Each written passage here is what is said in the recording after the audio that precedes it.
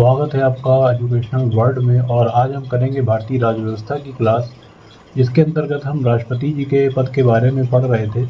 तो आज हम देखेंगे एक बहुत ही महत्वपूर्ण टॉपिक, राष्ट्रपति का निर्वाचन। तो सबसे पहले अगर हम बात करें तो भारत में चूँकि ब्रिटिश साम्राज्य से काफ़ी भिन्नात्मक शासन प्रणाली है, और यदि एक यहाँ पर हम डिफरेंस की बात करें तो ब्रिटिश शासनकाल में जो राष्ट्रपति का पद होता है वो वंशानुगत होता है, लेकिन यहाँ पर चूँकि गणतंत्रात्मक प्रणाली है और जिसमें जो है राष्ट्रपति का जो चुनाव है वो हमारा बेसिकली अगर हम बात करें तो अनुपातिक प्रतिनिधित्व प्रणाली के माध्यम से होता है। और ये एक अप्रत्यक्ष व्यवस्था भी है जिसमें जो बेसिकली हम इसी के द्वारा ही पूरी हमारी भारत की शासन प्रणाली को चलाया जाता है। तो चलिए पढ़ते हैं।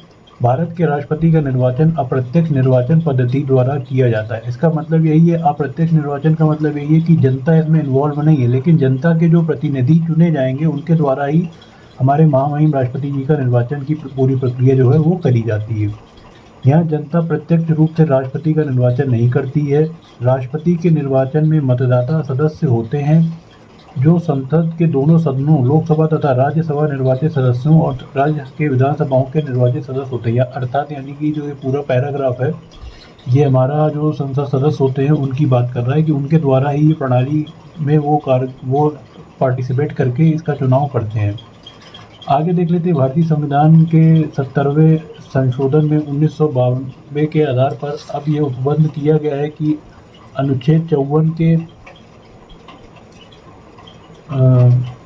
राज्य शब्द के अंतर्गत राष्ट्रीय राजधानी क्षेत्र दिल्ली तथा पुडुचेरी संघ राज्य क्षेत्र में भी उनकी विधानसभा के निर्वाचित सदस्यों को राष्ट्रपति के निर्वाचन में मतदाता की सियासत में सम्मिलित किया जाएगा। तो यहाँ पर यही बात कह रहा है कि अब चूँकि उपबंध है और हम जानते हैं कि संविधान संशोधन की विधि जो है काफ़ी अनिवार्य है, क्योंकि अगर हम भावी परिदृश्य में देखें तो जो हमारी शासन प्रणाली है उसमें आए दिन कुछ ना कुछ उतार चढ़ाव की स्थिति बनी रहती है। तो अगर हमारी जो शासन प्रणाली व्यवस्था है वो रुक ना जाए, वो निरंतर गति से चलती रहे, तो उसको एक गति देने के लिए हमें समय समय पर उसमें संशोधन भी अनिवार्य करना होता है। तो इसी आधार पर जो हमारा संविधान में उपबंध करके ये संशोधन दिया गया, उसमें दिल्ली और पुडुचेरी राज्य के जो भी हमारे विधानसभा के क्षेत्र के सदस्य होंगे वो भी राष्ट्रपति निर्वाचन में हिस्सा ले सकते हैं।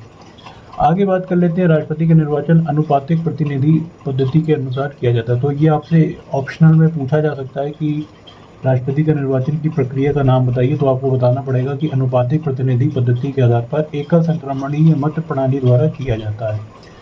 अब आगे बात कर लेते हैं अनुच्छेद 55 की। तो यहाँ पर देख सकते हैं कि अनुच्छेद 55 के तहत एक निर्वाचित विधायक के मत का मूल्य जो है वो किस तरह से निकालते हैं। तो एक पूरा ही हमारा फॉर्मूले की तरीके बन जाता है, उस राज्य की कुल जनसंख्या अपॉन उस राज्य की विधानसभा में निर्वाचित सदस्यों की कुल संख्या इंटू 1/1000।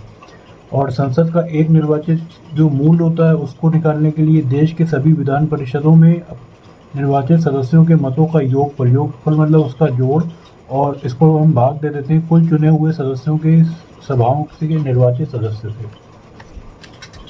तो इस आधार पर जो हमारा पूरा ये निर्वाचन किया जाता है। और अगर हम यहाँ पर देखें तो अनुपातिक प्रतिनिधित्व प्रणाली, इस प्रणाली में विजयी उम्मीदवार को न्यूनतम निर्धारित मत से अधिक मत प्राप्त करना अनिवार्य होता है। तो हम देखा था कि कैसे पूरी प्रणाली होती है, और इसमें न्यूनतम निर्धारित मत जो है वो कुल पड़े वैध मत। वैध मतलब जो हमारे वोट पड़े वो मान्य हो, ऐसा नहीं हो कि उसमें कोई त्रुटि हो गई जिस कारण से फिर उसको काउंट नहीं किया जाएगा। उसको 2 से भाग दिया जाता है और उसमें 1 जोड़ा जाता है। तो भारत में लोकसभा व राज्यसभाओं का चुनाव कुछ स्थानीय निकाय चुनाव में बहुमत प्रणाली के प्रथम खंभा छू लेने वाली विधि से अपने प्रतिनिधियों को जनता द्वारा चुना जाता है। अब देखिए यहाँ पर एक बहुत ही अहम टॉपिक आया है, प्रथम खंभा छू लेने वाले चुनावी तंत्र। जैसे मान लीजिए अगर हम बात करें तो हमारे पास अगर कुल एक व्यक्ति ए है, एक व्यक्ति बी है, और एक व्यक्ति के पास अगर हम माने कि 851 वोट उसको मिले और एक व्यक्ति जो है उसको मिले 852 वोल्ट, तो इसमें से जो व्यक्ति पहले कह सकते हैं जिसकी पहले काउंटिंग में एक वो छू जाएगा कि उसका अनुपात इतना आ गया, तो फिर जो है इसको थोड़ा सा डिस्कार्ड कर दिया जाता है क्योंकि पहले उसकी काउंटिंग में उसकी संख्या इतनी आ गई, तो इस आधार पर ही इसको कहा जाता है कि प्रथम खंभा छू लेने वाली प्रणाली। तो ज़्यादातर जो प्रक्रिया है वो उसी आधार पर ही चलती है और इस पद्धति में विशेषता इसका एक सरल स्वरूप है, जिसके कारण यह आम लोकसभा के समक्ष विस्तृत दायरे में कवर करती है। तो यही हमारी जो है प्रथम खंभा छू लेने वाली प्रणाली है, ज़्यादातर जो हमारे लोकसभा के चुनाव होते हैं या आम चुनावों में भी हमें देखने को मिलती है।